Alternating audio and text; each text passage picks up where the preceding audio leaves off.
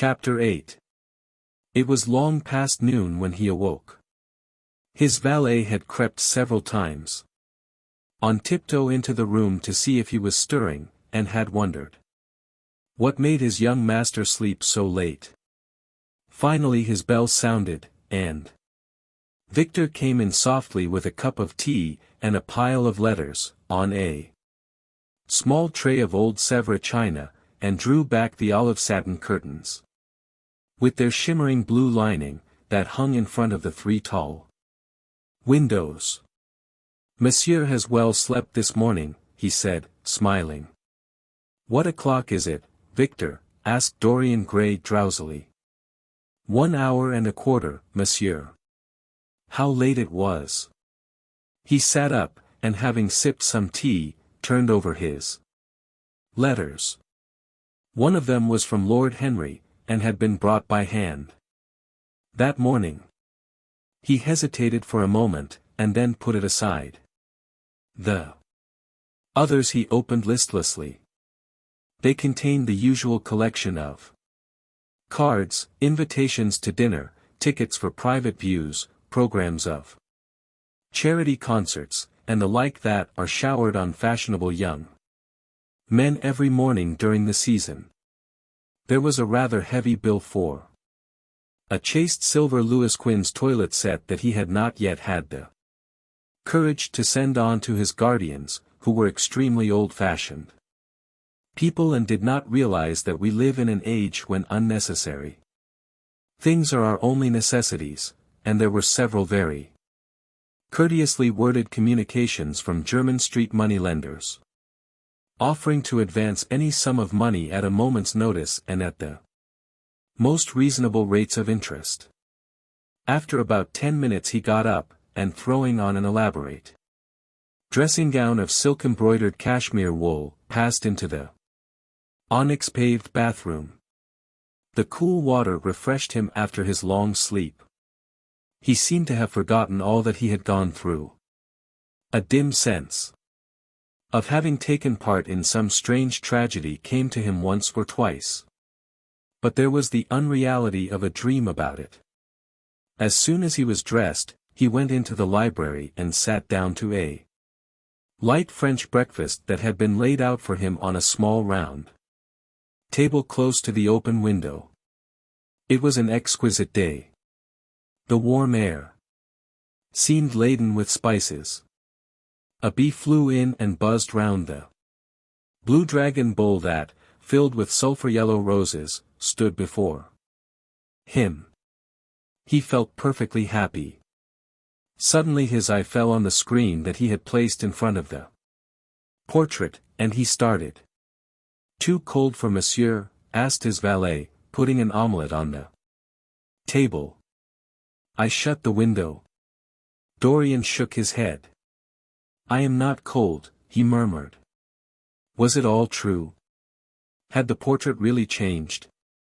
Or had it been simply his own imagination that had made him see a look of evil where there had been a look of joy? Surely a painted canvas could not alter. The thing was absurd. It would serve as a tale to tell Basil some day.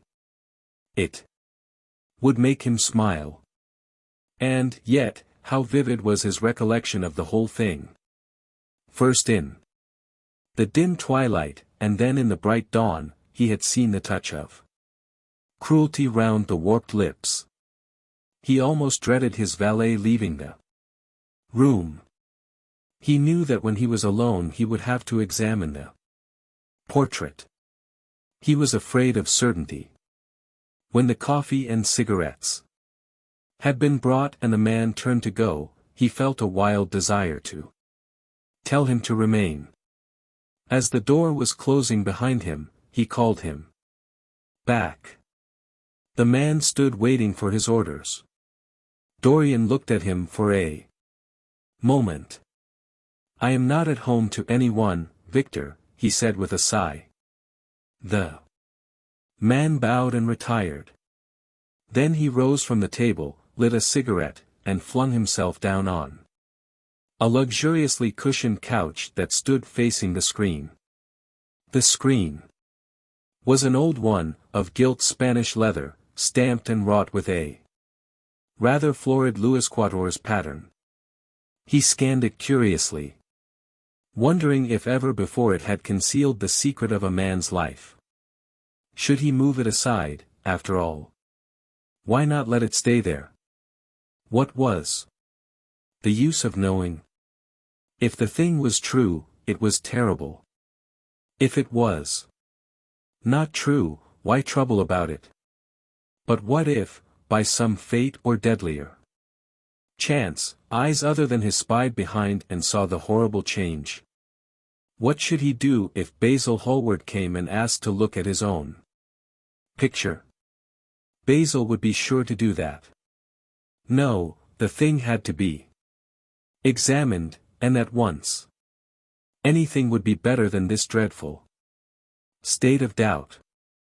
He got up and locked both doors. At least he would be alone when he looked upon the mask of his shame. Then he drew the screen aside and saw himself face to face. It was perfectly true. The portrait had altered. As he often remembered afterwards, and always with no small wonder, he found himself at first gazing at the portrait with a feeling of almost scientific interest. That such a change should have taken place was incredible to him. And yet it was a fact. Was there some subtle affinity between the chemical atoms that shaped themselves into form and color on the canvas and the soul that was within him? Could it be that what that soul thought, they realized, that what it dreamed, they made true? Or was there some other, more terrible reason? He shuddered and felt afraid, and, going back to the couch, lay there, gazing at the picture in sickened horror. One thing, however, he felt that it had done for him. It had made him conscious how unjust, how cruel, he had been to Sybil Vane. It was not too late to make reparation for that. She could still be his wife.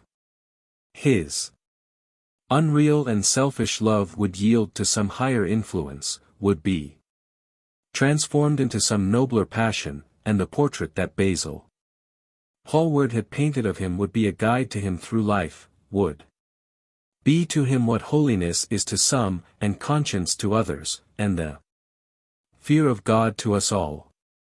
There were opiates for remorse, drugs that could lull the moral sense to sleep. But here was a visible symbol of the degradation of sin. Here was an ever-present sign of the ruin men brought upon their souls. 3 o'clock struck, and 4, and the half-hour rang its double chime, but Dorian Gray did not stir. He was trying to gather up the scarlet threads of life and to weave them into a pattern, to find his way through the sanguine labyrinth of passion through which he was wandering. He did not know what to do, or what to think. Finally, he went over to the table and wrote a passionate letter to the girl he had loved, imploring her forgiveness and accusing himself of madness. He covered page after page with wild words of sorrow and wilder words of pain. There is a luxury in self-reproach. When we blame ourselves, we feel that no one else has a right to blame us. It is the confession, not the priest, that gives us absolution. When Dorian had finished the letter, he felt that he had been forgiven. Suddenly there came a knock to the door, and he heard Lord Henry's voice outside. "My dear boy, I must see you. Let me in at once. I can't bear your shutting yourself up like this." He made no answer at first, but remained quite still. The knocking still continued and grew louder. Yes, it was better to let Lord Henry in, and to explain to him the new life he was going to lead, to quarrel With him if it became necessary to quarrel, to part if parting was inevitable. He jumped up, drew the screen hastily across the picture, and unlocked the door. "I am so sorry for it all, Dorian," said Lord Henry as he entered. "But you must not think too much about it." "Do you mean about Sybil Vane?" asked the lad. "Yes, of course," answered Lord Henry, sinking into a chair and slowly pulling off his yellow gloves. "It is dreadful, from one point of view. But it was not your fault. Tell me, did you go behind and see her? After the play was over?" "Yes. I felt sure you had." "Did you make a scene with her?" "I was brutal, Harry, perfectly brutal. But it is all right now. I am not sorry for anything that has happened. It has taught me to know myself better." "Ah, Dorian, I am so glad you take it in that way. I was afraid I would find you plunged in remorse and tearing that nice curly hair of yours." "I have got through all that," said Dorian, shaking his head and smiling. "I am perfectly happy now. I know what conscience is, to begin with. It is not what you told me it was. It is the divinest thing in us. Don't sneer at it, Harry, any more, at least not before me. I want to be good. I can't bear the idea of my soul being hideous." "A very charming artistic basis for ethics, Dorian. I congratulate you on it. But how are you going to begin?" "By marrying Sybil Vane." "Marrying Sybil Vane," cried Lord Henry, standing up and looking at him in perplexed amazement. "But, my dear Dorian." "Yes, Harry, I know what you are going to say. Something dreadful about marriage." "Don't say it. Don't ever say things of that kind to me again. 2 days ago I asked Sybil to marry me. I am not going to break my word to her. She is to be my wife." "Your wife? Dorian. Didn't you get my letter? I wrote to you this morning, and sent the note down by my own man." "Your letter? Oh, yes, I remember. I have not read it yet, Harry. I was afraid there might be something in it that I wouldn't like. You cut life to pieces with your epigrams. You know nothing then." "What do you mean?" Lord Henry walked across the room, and sitting down by Dorian Gray, took both his hands in his own and held them tightly. "Dorian," he said, "my letter, don't be frightened, was to tell you that Sybil Vane is dead."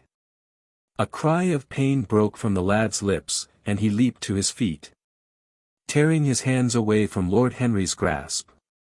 "Dead? Sybil dead? It is not true. It is a horrible lie. How dare you say it?" "It is quite true, Dorian," said Lord Henry, gravely. "It is in all the morning papers. I wrote down to you to ask you not to see anyone till I came. There will have to be an inquest, of course, and you must not be mixed up in it. Things like that make a man fashionable in Paris. But in London people are so prejudiced. Here, one should never make one's debut with a scandal. One should reserve that to give an interest to one's old age. I suppose they don't know your name at the theater? If they don't, it is all right. Did anyone see you going round to her room? That is an important point." Dorian did not answer for a few moments. He was dazed with horror. Finally he stammered, in a stifled voice, "Harry, did you say an inquest? What did you mean by that? Did Sybil—" "Oh, Harry, I can't bear it. But be quick. Tell me everything at once. I have no doubt it was not an accident, Dorian, though it must be put in that way to the public. It seems that as she was leaving the theatre with her mother, about 12:30 or so, she said she had forgotten something upstairs. They waited some time for her, but she did not come down again. They ultimately found her lying dead on the floor of her dressing room. She had swallowed something by mistake. Some dreadful thing they use at theaters. I don't know what it was, but it had either prussic acid or white lead in it.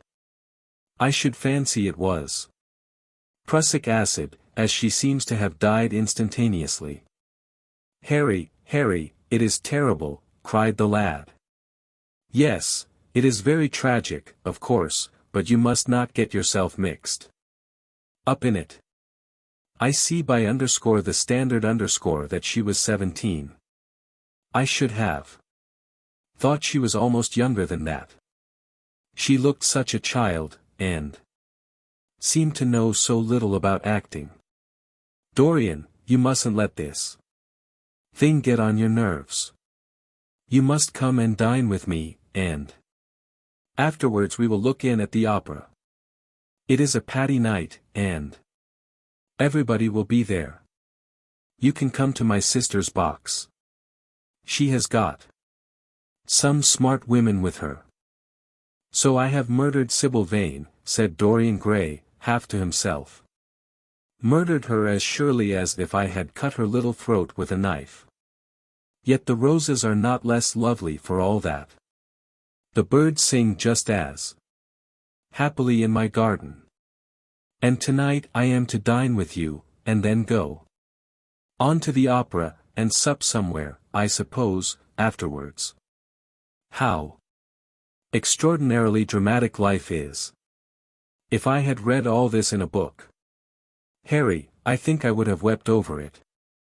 Somehow, now that it has happened actually, and to me, it seems far too wonderful for tears. Here is the first passionate love letter I have ever written in my life. Strange, that my first passionate love letter should have been addressed to a dead girl. Can they feel, I wonder, those white silent people we call the dead? Sybil. Can she feel, or know, or listen? Oh, Harry, how I loved her once. It seems years ago to me now. She was everything to me. Then came that dreadful night, was it really only last night, when she played so badly, and my heart almost broke. She explained it all to me. It was terribly pathetic. But I was not moved a bit. I thought her shallow. Suddenly something happened that made me afraid. I can't tell you what it was, but it was terrible. I said I would go back to her. I felt I had done wrong. And now she is dead. My God. My God. Harry, what shall I do? You don't know the danger I am in. And there is nothing to keep me straight. She would have done that for me. She had no right to kill herself. It was selfish of her. My dear Dorian, answered Lord Henry, taking a cigarette from his case and producing a gold latten matchbox, the only way a woman can ever reform a man is by boring him so completely that he loses all possible interest in life. If you had married this girl, you would have been wretched. Of course, you would have treated her kindly. One can always be kind to people about whom one cares nothing. But she would have soon found out that you were absolutely indifferent to her. And when a woman finds that out about her husband, she either becomes dreadfully dowdy, or wears very smart bonnets that some other woman's husband has to pay 4. I say nothing about the social mistake, which would have been abject, which, of course, I would not have allowed, but I assure you that in any case the whole thing would have been an absolute failure. I suppose it would, muttered the lad, walking up and down the room, and looking horribly pale. But I thought it was my duty. It is not my fault that this terrible tragedy has prevented my doing what was right. I remember your saying once that there is a fatality about good resolutions, that they are always made too late. Mine certainly were. Good resolutions are useless attempts to interfere with scientific laws. Their origin is pure vanity. Their result is absolutely _nil_. They give us, now and then, some of those luxurious sterile emotions that have a certain charm for the weak. That is all that can be said for them. They are simply checks that men draw on a bank where they have no account. Harry, cried Dorian Gray, coming over and sitting down beside him. Why is it that I cannot feel this tragedy as much as I want to? I don't think I am heartless. Do you? You have done too many foolish things during the last fortnight to be entitled to give yourself that name, Dorian, answered Lord Henry with his sweet melancholy smile. The lad frowned. I don't like that explanation, Harry, he rejoined. But I am glad you don't think I am heartless. I am nothing of the kind. I know I am not. And yet I must admit that this thing that has happened does not affect me as it should. It seems to me to be simply like a wonderful ending to a wonderful play. It has all the terrible beauty of a Greek tragedy, a tragedy in which I took a great part, but by which I have not been wounded. It is an interesting question, said Lord Henry, who found an exquisite pleasure in playing on the lad's unconscious egotism, an extremely interesting question. I fancy that the true explanation is this: it often happens that the real tragedies of life occur in such an inartistic manner that they hurt us by their crude violence, their absolute incoherence, their absurd want of meaning, their entire lack of style. They affect us just as vulgarity affects us. They give us an impression of sheer brute force, and we revolt against that. Sometimes, however, a tragedy that possesses artistic elements of beauty crosses our lives. If these elements of beauty are real, the whole thing simply appeals to our sense of dramatic effect. Suddenly we find that we are no longer the actors, but the spectators of the play. Or rather we are both. We watch ourselves, and the mere wonder of the spectacle enthralls us. In the present case, what is it that has really happened? Someone has killed herself for love of you. I wish that I had ever had such an experience. It would have made me in love with love for the rest of my life. The people who have adored me, there have not been very many, but there have been some, have always insisted on living on, long after I had ceased to care for them, or they to care for me. They have become stout and tedious, and when I meet them, they go in at once for reminiscences. That awful memory of woman. What a fearful thing it is. And what an utter intellectual stagnation it reveals. One should absorb the color of life, but one should never remember its details. Details are always vulgar. I must sow poppies in my garden, sighed Dorian. There is no necessity, rejoined his companion. Life has always poppies in her hands. Of course, now and then things linger. I once wore nothing but violets all through one season, as a form of artistic mourning for a romance that would not die. Ultimately, however, it did die. I forget what killed it. I think it was her proposing to sacrifice the whole world for me. That is always a dreadful moment. It fills one with the terror of eternity.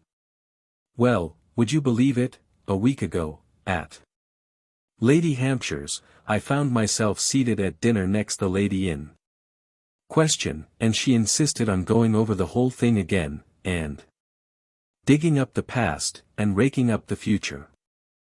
I had buried my romance in a bed of asphodel. She dragged it out again and assured me that I had spoiled her life. I am bound to state that she ate an enormous dinner, so I did not feel any anxiety. But what a lack of taste she showed. The one charm of the past is that it is the past. But women never know when the curtain has fallen. They always want a sixth act. And as soon as the interest of the play is entirely over, they propose to continue it. If they were allowed their own way, every comedy would have a tragic ending, and every tragedy would culminate in a farce. They are charmingly artificial, but they have no sense of art. You are more fortunate than I am. I assure you, Dorian, that not one of the women I have known would have done for me what Sybil Vane did for you. Ordinary women always console themselves. Some of them do it by going in for sentimental colors. Never trust a woman who wears mauve, whatever her age may be, or a woman over 35 who is fond of pink ribbons. It always means that they have a history. Others find a great consolation in suddenly discovering the good qualities of their husbands. They flaunt their conjugal felicity in one's face, as if it were the most fascinating of sins.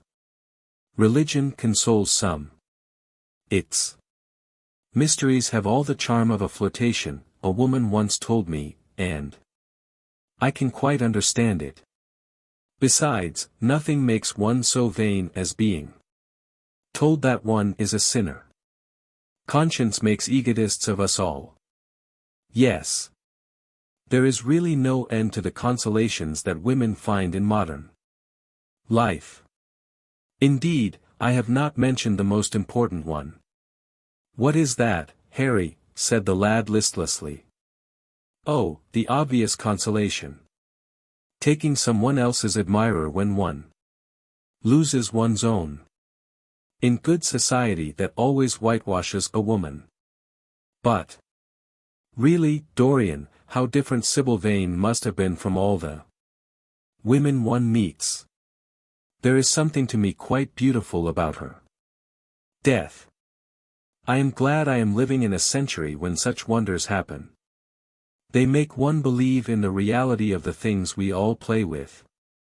Such as romance, passion, and love. I was terribly cruel to her. You forget that. I am afraid that women appreciate cruelty, downright cruelty, more than anything else. They have wonderfully primitive instincts. We have emancipated them, but they remain slaves looking for their masters, all the same. They love being dominated. I am sure you were splendid. I have never seen you really and absolutely angry, but I can fancy how delightful you looked. And, after all, you said something to me the day before yesterday that seemed to me at the time to be merely fanciful. But that I see now was absolutely true, and it holds the key to everything. What was that, Harry? You said to me that Sybil Vane represented to you all the heroines of romance, that she was Desdemona one night, and Ophelia the other, that if she died as Juliet, she came to life as Imogen. She will never come to life again now, muttered the lad, burying his face in his hands. No, she will never come to life. She has played her last part. But you must think of that lonely death in the tawdry dressing room simply as a strange lurid fragment from some Jacobean tragedy, as a wonderful scene from Webster, or Ford, or Cyril Turner. The girl never really lived. And so she has never really died. To you at least she was always a dream, a phantom that flitted through Shakespeare's plays and left them lovelier for its presence, a reed through which Shakespeare's music sounded richer and more full of joy. The moment she touched actual life, she marred it, and it marred her, and so she passed away. Mourn for Ophelia, if you like. Put ashes on your head because Cordelia was strangled. Cry out against heaven because the daughter of Brabantio died. But don't waste your tears over Sybil Vane. She was less real than they are. There was a silence. The evening darkened in the room noiselessly, and with silver feet, the shadows crept in from the garden. The colors faded wearily out of things. After some time Dorian Gray looked up. You have explained me to myself, Harry, he murmured with something of a sigh of relief. I felt all that you have said, but somehow I was afraid of it, and I could not express it to myself. How well you know me. But we will not talk again of what has happened. It has been a marvelous experience. That is all. I wonder if life has still in store for me anything as marvelous. Life has everything in store for you, Dorian. There is nothing that you, with your extraordinary good looks, will not be able to do. But suppose, Harry, I became haggard, and old, and wrinkled. What then? Ah, then, said Lord Henry, rising to go, then, my dear Dorian, you would have to fight for your victories. As it is, they are brought to you. No, you must keep your good looks. We live in an age that reads too much to be wise, and that thinks too much to be beautiful. We cannot spare you. And now you had better dress and drive down to the club. We are rather late, as it is. I think I shall join you at the opera, Harry. I feel too tired to eat anything. What is the number of your sister's box? 27, I believe. It is on the grand tier. You will see her name on the door. But I am sorry you won't come and dine. I don't feel up to it, said Dorian listlessly. But I am awfully obliged to you for all that you have said to me. You are certainly my best friend. No one has ever understood me as you have. We are only at the beginning of our friendship, Dorian, answered Lord Henry, shaking him by the hand. Goodbye. I shall see you before 9:30, I hope. Remember, Patty is singing. As he closed the door behind him, Dorian Gray touched the bell, and in a few minutes Victor appeared with the lamps and drew the blinds down. He waited impatiently for him to go. The man seemed to take an interminable time over everything. As soon as he had left, he rushed to the screen and drew it back. No. There was no further change in the picture. It had received the news of Sybil Vane's death before he had known of it himself. It was conscious of the events of life as they occurred. The vicious cruelty that marred the fine lines of the mouth had, no doubt, appeared at the very moment that the girl had drunk the poison, whatever it was. Or was it indifferent to results? Did it merely take cognizance of what passed within the soul? He wondered, and hoped that some day he would see the change taking place before his very eyes, shuddering as he hoped it. Poor Sybil! What a romance it had all been! She had often mimicked death on the stage. Then Death himself had touched her and taken her with him. How had she played that dreadful last scene? Had she cursed him, as she died? No, she had died for love of him, and love would always be a sacrament to him now. She had atoned for everything by the sacrifice she had made of her life. He would not think any more of what she had made him go through, on that horrible night at the theater. When he thought of her, it would be as a wonderful tragic figure sent onto the world stage to show the supreme reality of love. A wonderful tragic figure. Tears came to his eyes as he remembered her childlike look, and winsome fanciful ways, and shy tremulous grace. He brushed them away hastily and looked again at the picture. He felt that the time had really come for making his choice. Or had his choice already been made? Yes, life had decided that for him, life, and his own infinite curiosity about life. Eternal youth, infinite passion. Pleasures subtle and secret, wild joys and wilder sins, he was to have. All these things. The portrait was to bear the burden of his shame. That was all. A feeling of pain crept over him as he thought of the desecration that was in store for the fair face on the canvas.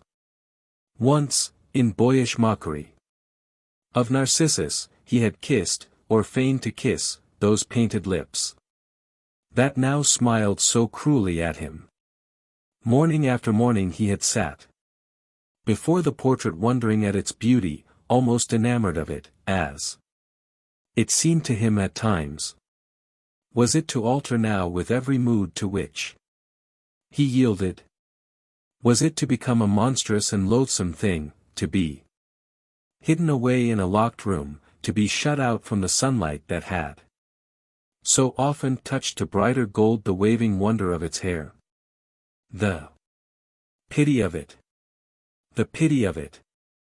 For a moment, he thought of praying that the horrible sympathy that existed between him and the picture might cease. It had changed in answer to a prayer, perhaps in answer to a prayer it might remain unchanged. And yet, who, that knew anything about life, would surrender the chance of remaining always young, however fantastic that chance might be, or with what fateful consequences it might be fraught? Besides, was it really under his control? Had it indeed been prayer that had produced the substitution? Might there not be some curious scientific reason for it all?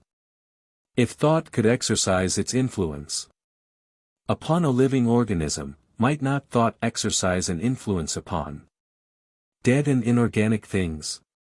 Nay, without thought or conscious desire, might not things external to ourselves vibrate in unison with our moods and passions, atom calling to atom in secret love or strange affinity?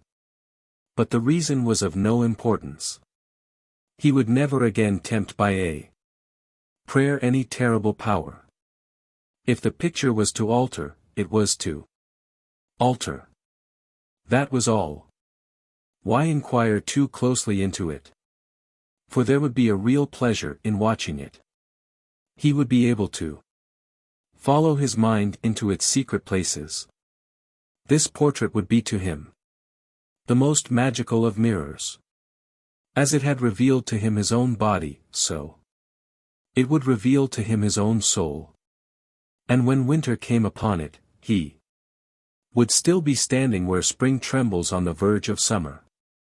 When the blood crept from its face, and left behind a pallid mask of chalk with leaden eyes, he would keep the glamour of boyhood. Not one blossom of his loveliness would ever fade. Not one pulse of his life would ever weaken. Like the gods of the Greeks, he would be strong, and fleet, and joyous. What did it matter what happened to the colored image on the canvas? He would be safe. That was everything.